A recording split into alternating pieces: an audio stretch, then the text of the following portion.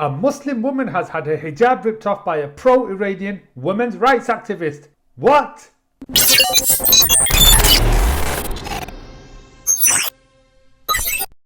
Assalamu alaikum wa rahmatullahi wa barakatuh, guys. Welcome to the Abu Hafsa channel. In fact, this is your channel. Before we move on, do your brother a favor and subscribe and like so that we can get this channel pumping and we can benefit the ummah, inshallah. Let's go. So a Muslim woman has had her hijab ripped off in broad daylight. Now I'm going to go straight in and show you guys that video. Check this out. Okay, so she's walking down. Maybe it's her husband, but somebody is filming her right now. Right? But she's still minding her business. Okay, walking with her husband. It's broad daylight. Check what happens here. She's walking, and bam! She decides to rip her hijab off and run off, saying something. I don't know what she's saying, but that's disgusting. Now, before we analyze the alleged culprit, let's take a look at this guy first. His name is Salwan Momaka, who is infamous for standing in Sweden, holding a copy of the Quran and setting it on fire, and he's done this multiple times, as if he's trying to beg for attention and acceptance from the West. Here we can see that he's sharing the video on Twitter and he said, "I like it. What's your opinion?" He thought that with his large following of raging Islamophobes, he thought that this action of ripping a woman's hijab off in the street is going to be supported.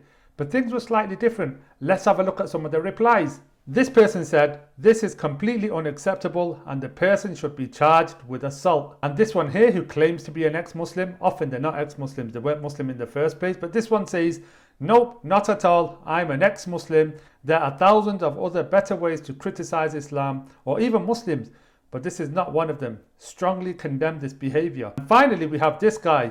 "This is wrong on every level imaginable. Your posts are not okay." But as usual, anytime Muslims are being attacked, we always get that one Bajit or millions of Bajids that like to give the full support, sir. And this one here says, "It's needed, sir." See, the thing with Bajit is that they don't understand what's going on.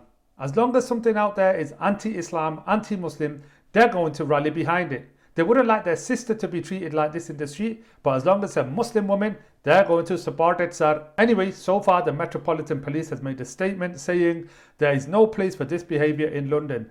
We are in contact with one of the victims and an investigation is underway to establish the full circumstances and deal with any offences. Now, because of this investigation, I don't want to jeopardise anything, so I'm not going to reveal any names or any faces, but because of this tweet that I'm about to show you, people are led to believe that the culprit behind the hijab pulling incident was actually an Iranian woman who is anti-Islam, who's also a women's activist, and she's anti the Islamic regime of Iran. And in order to fight for women's rights, she thought it's a good idea to rip off another woman's hijab. Anyway, here's what she said. "Just as you take democracy away from us in Iran and force us to wear headscarves, since we have democracy in this country, we'll pull off those very headscarves from you." It's kind of stupid using democracy as a justification for ripping off a woman's headscarf in the street, as if there was some sort of Brexit type referendum in the UK where everybody came together and said, "That's enough. We want to now start ripping off the headscarves of Muslim women in the street." Now again, I'm going to blur out her face so that I don't jeopardize any kind of police investigation.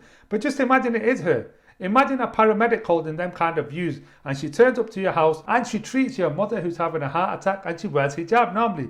What kind of thoughts would be going through her head? Just imagine being a women's rights activist who looks at women in Iran and they say, "Oh, those women over there, they're forced to wear them hijabs. We want to fight for the right of women to wear what they want." And when they see a woman wearing what they want, they're going to go and rip the headscarf off their head. This is crazy. Wallahi, these anti-Islam, pro-women type of fake activists that come online, these ex-Muslims or whatever you want to call them, they don't give a damn about women's rights. They don't give a damn about women's rights. The only concern they have is to strip away Muslim women from their rights of being able to wear whatever they want. They want to undress them and put them in the streets because they themselves have an inferiority complex.